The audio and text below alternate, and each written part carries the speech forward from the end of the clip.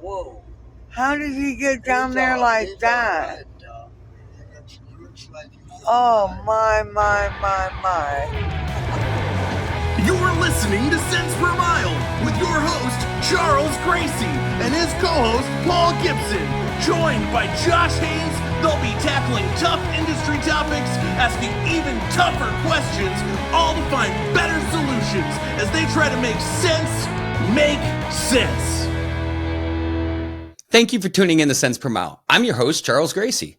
And I'm your co-host, Paul Gibson. Hey, I'm Josh Haynes. I am the zookeeper around here. Gentlemen, what are we talking about on today's episode? We're talking about where drivers use the internet. Yeah, that seems like a pretty broad topic. I think more specifically too is just, like the industry as a whole, like we talk about sometimes, makes, generalizations about drivers, but then makes decisions off those. And one of them is that, all drivers use the internet in the same way. And with an aging driver population, they think they're all on Facebook, which turns out isn't the necessarily the truth. But either way, so Thanksgiving was last week. I finally am comfortable setting up Christmas stuff. Yeah, now it's the appropriate time now, finally. I was getting a little worried when I started seeing through the neighborhood Christmas lights going up, and there wasn't even turkey on the table yet. Yeah, there's nothing like walking in the store and seeing, like a giant, like skeleton, and then right next to it is Santa Claus. I'm like, that's, Nightmare Before Christmas did it. I don't think we should. But yeah, so who's our sponsor today, Charles? We got Decker Truck Lines, and they're driven to be the best because their drivers make it happen. You should definitely check out Decker Truck Lines for all your shipping and driving needs. All right, well, it's time for our first segment, 10-2 News. All right, so today on 10-2 News, in honor of Thanksgiving being last week, we're going to do the leftover edition. So what we're covering today is, in the leftover edition, is bills that have a snowball's chance or less to pass this year in Congress, that are bills that could have easily, done some good for drivers, controversially, depending on who you ask, and we'll get into that. So the first one is HR 3869. The Trucker Bathroom Access Bill. So it got introduced in June. We're still talking about bathroom access for drivers. I mean, where are we at in the industry that this is even needs a bill? And apolitically speaking, it's just kind of silly that, like, we're in a position to where, like, something like this important should, like this should be a no-brainer. Well, it's in Congress. It's just they're not doing anything because they're busy doing other stuff. But that's what all these bills are. Just let people go to the bathroom, man. Let the drivers go to the bathroom. We get bathroom access. Are we privileged that we have bathroom access? I think that's the discussion we need to have about this, is the fact that this has to even be in a bill. Like, where are we at as a society that we need a bill to give people that are out on the road bathrooms? Well, and it's a double-edged sword. People are constantly talking about, like, oh, there'd be more truck parking, if drivers didn't dump their trash everywhere and leave trucker bombs out. But it's like they wouldn't have to throw their bottles away if they could just, get out and actually go to the bathroom sometimes. I mean, we have Piss Jug Man because of this. The fact that there's a mascot revolving around this is crazy. Which, I mean, is brilliant in and of itself. But anyway, so the next one is HR 3039, the Drive Act, which was introduced in May.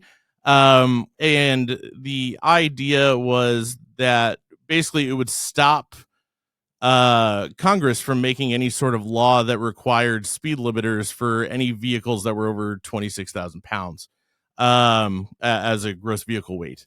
And that was kind of in answer to some of the talks of the FMCSA looking at a speed limiter mandate. So I kind of had hope for that one, but it's just like with everything else, it got lost when it comes time to actually, do something for truckers. When it gets to that level, it seems like it kind of dies a lot of times. But they get cool buttons that say "We love trucks" in replacement of that. So, well, to be fair, that's lobbyists. We could talk about the ATA all day, but at the same time, you also have people in groups like OIDA who are fighting to get it to this level, and then you have people fighting at this level. But ultimately, the problem is Congress isn't voting on these things. It's not that this bill passed or failed. It's that it got there and nothing happened. And then the last one that we have is pay. Yeah. So HR 7517, This bill is a veteran of sorts, and the fact that it's been introduced before and died for an entire session of Congress and has been reintroduced to die again, inevitably. Probably. Yeah, it's almost like a zombie pretty much at this point. And there's a lot of arguments, especially the ATA. Chris Spear had some pretty gnarly stuff to say. Landline had some pretty intense rebuttals. And owner operators, a lot of different people have views on how this will go. But ultimately I'm going to have to say, in my not so expert but personal and having looked at it previously position, it's just gonna go again. There's a bigger discussion and a whole nother episode on that, though. Yeah, but speaking of driver opinions, it's time for Behind the Wheel. All right, so the cool part, once again, working with CDLLife, we have access to their audience, through their mobile app and various other platforms. And different places that the drivers use the internet, and we can ask them questions to get actual driver feedback to help carriers be better and help you in recruiting and marketing decisions. So this week we asked them, where do you look for jobs? And a lot of drivers said that they see them on the road, like they see a trailer. So that's still it's trailer advertising isn't a bad thing. Like Charles, when you worked at ARCA and he came up with that whole truck yourself. It was great. That caught my eye. I'm sure you guys got a lot of calls on that. Fired, or it was going to get me promoted, and I'm here to talk about it. So it worked out in the betterment of my career, at least. So then one of the biggest things, though, probably the biggest driver, was actually mostly other drivers. So whether they're talking to that driver on the internet, or whether they're talking to that driver in person, like met them at a truck stop, happen to know them, the number one thing seems to be mostly other drivers and talking to them about their experience, which is brilliant because, nobody's going to tell you what the job that you're going to do is like better than the person doing the job. So mostly other drivers. So then with that, one big surprise was LinkedIn. There's actually drivers, the drivers are on LinkedIn. I feel like a lot of carriers don't feel like that's the case. That actually happens. Clearly, there was a shot to CDLLife and a lot of drivers on programmatic sites like Indeed and that kind of thing. And then there was a Craigslist, which is hilarious. All right, gentlemen. So it's time for our next segment, and that is This Week in Recruiting. Charles, what do you got for us? This week in recruiting, we're coming at the tail end of Thanksgiving and we're getting into the Christmas time. And what you're going to have to do is maintain your involvement with your applicants. I mean, it's no secret that this is kind of a hard time in recruiting because trying to get people to switch a job before Christmas and New Year's is really tough. And it's tough on them as well because there's a transition period and it's never easy, especially when you're giving up your seniority, you're trading in pay, and you're trying to make a hop that might not work out right before the holidays. So recruiters are faced with having these conversations and really validating the interest of the applicants and the need to bring them in this time frame. And it only gets worse as we get closer to the holidays. Yeah, because I remember that gap between Thanksgiving and Christmas gets weird, and I'm sure we'll probably focus on that when we get there. But like, so is there anything? I was just like you were talking about. I was just trying to stack it up. But is there anything that you particularly, Charles, do in this space right before the holidays start, specifically to prep for that time? Yeah, absolutely. So during this time, I'm making sure that anyone in the funnel understands the time as well. You'd assume that they understand that Christmas is on the cusp and New Year's is right behind it, but you can't make that assumption. You have to lay out the timeline of, hey, by the time we get through this application process, it'll put you here. You'll be finished in orientation at this date, which puts you about a week or two out from those holidays. Are you prepared for what that might mean? And having those conversations might not be the most impactful for your numbers, but it'll be more impactful for the relationship building phase of recruiting and bringing someone in that time frame. So we kind of talked about ghosting last week. My question to you would also be, I've seen it happen both ways. How do you feel about having orientation the week of Thanksgiving? So I know people that do it and are very successful with it. And then I know people that just avoid it at all causes. I think you have to look internally at your structure and how it's laid out. And if you're going to do it, you have to be honest with your applicants about the expectations at hand. Otherwise, the relationship's going to start off terrible and it's going to lead into turnover. That makes sense. So I mean, because I was just always wondering, like, it's like, oh, hey, you come in on Monday and you're going to dispatch on like Wednesday, and then all of a sudden it's like you're just kind of stuck on your first load on Thanksgiving, which isn't going to deliver anywhere. Yeah, a character building moment. It's fine, honestly, if you're going to do that and you have those conversations. You might not have as a high volume orientation as you're used to on those weeks, but it's better to have those conversations on the front end than be reactive on the back end and have hurt feelings and a damaged relationship going into this. Absolutely. All right. Well, with that, I think we do need to go to a sponsor real quick. We'll be right back.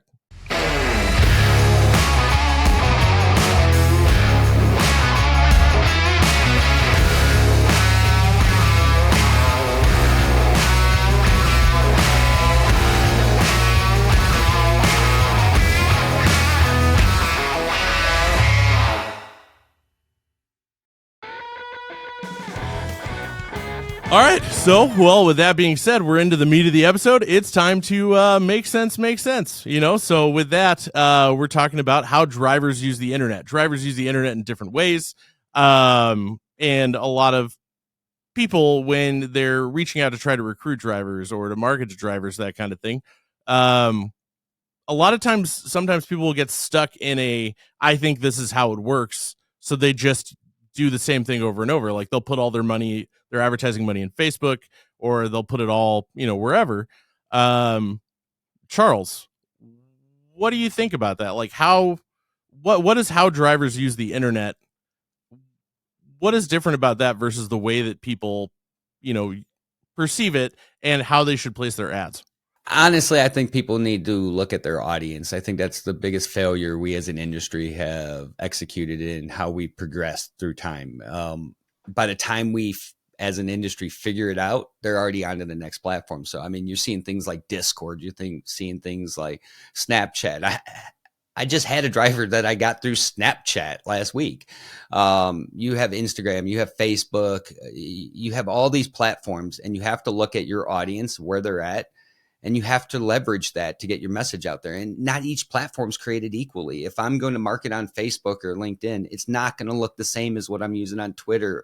And it's for sure not going to be the same as what I'm doing on Discord. So I think everyone needs to be aware of what each platform has to offer and the approach that you're going to need in order to be successful, but also carry out your culture in that. Yeah. I mean, so there's that. And then, like, it's one of those things where it's like, I think people forget that drivers are people too. They have this idea of the driver, and they assume that most drivers fall into that mold, and that's not the case. So a good example is, we're both in there, is FreightX. Like, that's crazy. Then that you do have a lot of drivers, you have pages like Twisted Truckers and stuff like that, and communities on Facebook. They're all over, because they all use the internet different ways, just like I'd imagine, most recruiters and most people, on the carrier side do that. And so it's really interesting too, though, that all of those platforms are different. So when you do advertise on those platforms, you almost have to advertise different. Like, you can't use the same advertisement on LinkedIn that you're going to, the same way that you're going to utilize Twitter or X or whatever you want to call it. And you would do something different on that than you would do on Facebook typically. Yeah, absolutely. And you have to be different on each, because each platform garnishes a different audience. I know people that specifically only use LinkedIn, and then there's people that predominantly use Twitter or X. And as you and I have found out recently, the Discord audience. So, I mean, there is such large communities within each one. You have to utilize what's going to fit your organization, and you have to represent your organization appropriately on each one. I know I've already said it a couple times, but it's really interesting that there is this perceived view of drivers. And so it's like, almost like, you have this aging out population of drivers, and honestly, the age demographic for Facebook is also getting older and older and older. So that's why I think it's really interesting to see that there's always been such an emphasis on that, and trucking is always 10 years behind everything. So I'm really excited to see where carriers do start to move next. I can tell you they're going to have to move. You and I have seen it just on Twitter alone. You have to move, and you have to move with the time, and it's better to be ahead of it than behind it. So yeah, I think maybe that's, I mean, one of my big takeaways, in my opinion, is maybe look at other platforms, spread things out, try different things, because people might be different places. But the best part is you can go in there. The crazy part is you can go onto those platforms yourself and figure out where those things are. Yeah. Test the waters, see what's out there, put yourself out there, get comfortable being uncomfortable. And I think a good person that can speak to this is the person that's going to be speaking with us in passenger seat segment today. Who we got? We have Molly Gibson. Hello, gentlemen. Hey. How's it going, Molly? Doing pretty good. Yeah. Excited to be here. Happy to be talking to you guys. So tell us a little bit about where you're at and what you're doing, and the value of putting yourself out there and looking at where your audience is. Yeah, I mean, you guys covered it so well. I mean, it's really focusing on where the drivers are at, right? They use the internet just the same way we do. It's to stay connected to people, to build relationships. I mean, they're using the internet to find jobs. And so really going into all of that, you have to kind of think it's cultivating a community, a sense of connectedness, right? And so if you're trying to reach drivers, and that's kind of your main marketing objective in the industry, a lot of carriers, that's their main goal, is your strategy you want to kind of revolve around what does your branding look like? Targeting drivers in the audience that are looking for jobs on LinkedIn, looking for jobs on, like you said, Discord, things like that. So we're talking about getting in front of the intended audience. If I'm a carrier and I want to test the waters of where I can put my brand and get the most movement, you work in this industry in exactly that. What would be your recommendations for them? Yeah, I mean, you definitely don't want to put all your eggs in one basket, right? You kind of mentioned there's carriers out there that can they generalize the audience and think, well, everyone's on Facebook, I'm going to put all my money into Facebook. But it's if you're doing that, buddy, you are capitalizing on yourself and you're going to be cannibalizing your budget. And so really wanting to not only test the waters, but make sure you're collecting and analyzing that data too, because if you're not knowing where specifically those drivers are at and where they're applying for your jobs from, then yeah, it's going to be like, that's the critical point, right? I mean, so you're at CDLLife. You guys do this for a living. You guys have made one of the largest driver communities that exist. Obviously, you guys kind of know the secret recipe to success here. What's some of the trends that you're seeing in that's being successful right now? Yeah. So one of the biggest trends that we've seen so far, I mean, we've got 1.4 million plus monthly active users. A lot of our drivers are connecting on the app, on the CDLLife app. They're connecting on LinkedIn. They're on Facebook. They're really, it's all over the place. Yeah. Don't want to give away too many of the secret sauces. Oh, come on. I tried, everyone. I tried. You're just going to have to check out CDLLife to find out the secret sauce, because they're not giving it up on cents per mile. We're not that important yet. Well, but at the same time, one thing, like to point out too is like, so like even, whether, and this isn't just like a giant plug for CDLLife or anything, but it's like one of those things, like even when, like, if you guys took budget from a client, you're not going to put it all in the same place. Absolutely not. No, you want to always diversify on different platforms, on different product types, different things like that. And again, it goes back to tracking and working best for your company. It's based on the audience and stuff like that. How have you done that? Like, what are you offering the drivers? Like, why do they trust you to listen to your ads and that kind of thing? Yeah, so we've been creating news and entertainment for truck drivers specifically for 13 years now. So I think that, again, when you build a community of connectedness and you're creating content that's specifically geared towards their interests and their hobbies and the things that they care about, then, it's just, inherently builds trust there. So that's funny that you said that, because that ties back to what we bet our theme was going to be this season, which is relationships. In order to build a community, it's built on a relationship. And it sounds like the relationship you guys have built is giving drivers the content that's important to them to keep them informed and engaged. And in turn, you've built this community that now you can advertise to. Exactly. Yep. Hey, Molly, I appreciate you coming on Cents Per Mile and sharing your insights. You did a great job. Keep doing everything you're doing. And I look forward to seeing what else you got. Thanks, guys. I appreciate you having me. Hi, Brian. It's Gerald from Decent Transport. We got your application. I wanted to talk to you about it. Hey, Brian. Hey, Brian. Hey, Brian. It's Gerald again. It's your boy, Gerald. Call me back. It's your favorite superhero. The city needs you. Brian, hey, it's Gerald. We had some additional questions about your applications. Like, why do you have a phone and you don't use it? Just call me back, man. Tired of leaving voicemails? Get drivers on the phone with CDLLife. Get started today. All right, gentlemen, our last segment is On Location. So who do we got today for On Location? All right, so today we're on location with King Spud CEO. That's his handle. I had plenty of time to talk with him online. Spud, welcome to the show. Well, thanks for having me. So we're talking about where drivers use the internet, and I couldn't think of someone better than yourself, being a driver and on the internet, which seems like it goes hand in hand in today's world. But tell us a little bit about your experience of where you see drivers using the internet today. I think it depends on their age. Like younger guys are more Twitter or I guess Reddit maybe, but the older folks are more like Facebook and stuff. Me personally, I'm Twitter, YouTube. As far as like my off, hours.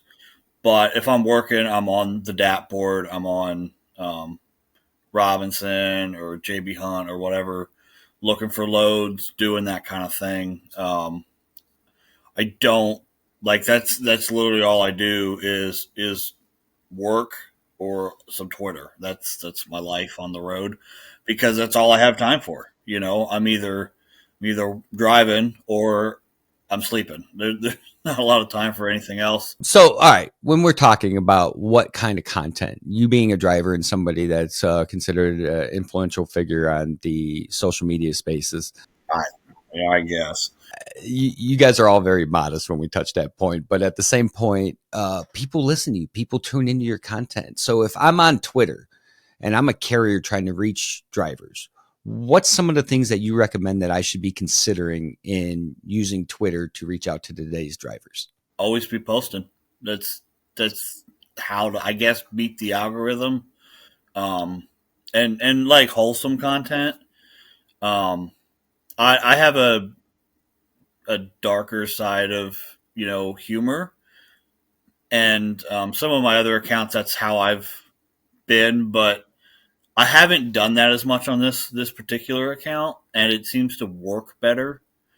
So like I don't tweet memes I find funny because most of you probably won't. You know what I'm saying? So like I've kind of stuck with truck driver stuff or like just daily life, like just tweet. That's all that really matters is to get out there and post stuff, As you know, we've conversed on Twitter and a couple other platforms. What I've noticed is each platform performs differently depending on the content. So with Twitter, it's having conversations, engaging in other people's content, but also putting out content that represents you without being that corporate boardroom style. Almost like a peek behind the curtains type thing. Same with TikTok. Predominantly with TikTok, it's behind the scenes. You don't need a fancy camera. You don't need all the equipment. You just need your cell phone and to post a behind the scenes. With Facebook, you'll see more of the ads pushing and stuff like that.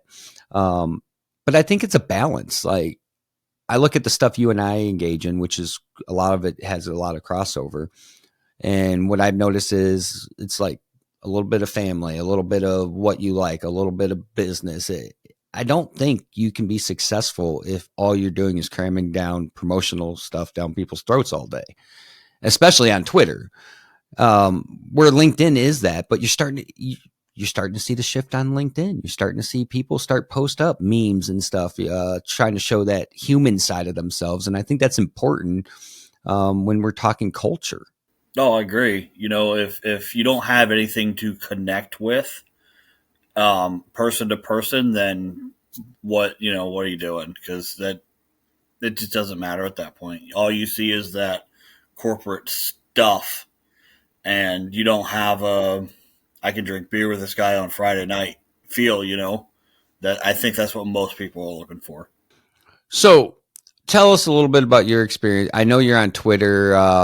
One thing that we're both on, and I see it growing the community, is Discord. It kind of becomes a community within a community. You're seeing loads move through Discord. You're seeing conversations happening in Discord, interviews happening in Discord. I mean, there's a lot going on in there. I think we can make a whole episode on Discord alone. But if you were a carrier and you wanted to reach out to drivers to promote your culture, promote what you have, but also promote yourself, which platform would you be recommending to them? Probably Twitter. And maybe that's just because that's what I use primarily. I'm not a big Facebook guy. Discord's a really good back channel, I think, to Twitter. The interactions happen on Twitter, like the forming of friendships, but the business stuff happens on Discord. At least from my experience, because I didn't get on Reed's Discord for a long time because it's not something I do. I'm trying to reduce my internet footprint, I guess, but it's welcome to 2023. But yeah, I'm only in Reed's Discord. I don't know anything else about it. I've only used it for a couple months now, and yeah, it's really cool. I've learned a lot, made some good friends over there through that aren't on Twitter but are in that Discord. But I think that your Twitter, your X, or whatever you want to call it now, that's your main pool, and then you can use Discord as a little more business or a little more private. Reach out, and from there, that's kind of what I've noticed from it. I mean, again, I'm not a social media expert. I'm just a truck driver who can turn a wrench and use a cell phone. I looked at one of your more recent posts that you put up on X/Twitter. You were driving and the truck rear-ended a car that cut him off. That was September 17th last year, 2022. And you can see it from there. I was cruising in through St. Louis, and this kid, he was 21 years old. Him and his friends were going to the Cardinals game. Well, he comes by me. You can see I was doing 52, 53, which you can also see on the dash cam. And so he had to have been doing at least 70. And he just, there's my exit, and comes over. And what could I do? There was nothing I could do. There was nowhere I could go. Yeah, it bent the frame in the truck, cracked the hood up pretty good underneath. It did almost $40,000 in damage to my truck alone. Totaled his Durango, and then that other, I think it was a Toyota pickup, small one. That was also brand new. The guy still had paper plates on it. It was brand new. And it did a lot of damage to it too. So what I thought was unique about that is that drivers are sharing those experiences, putting them out there. It becomes educational, seeing that and making you aware that stuff can happen. And I think as far as it goes, that kind of shows the diversified content that you're seeing out there. You're seeing those real-time moments, those learning moments. You're seeing the moments where, hey, I have a need for maybe a load to be moved in an area, a conversation, backdoors in the Discord.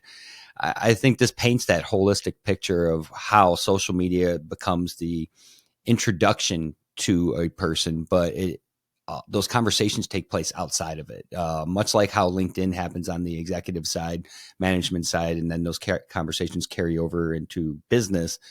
You guys have taken it and adapted it on Twitter /X, Facebook, where it becomes a meeting ground. But outside of that, the networking really takes place. Those relationships grow, much like ours.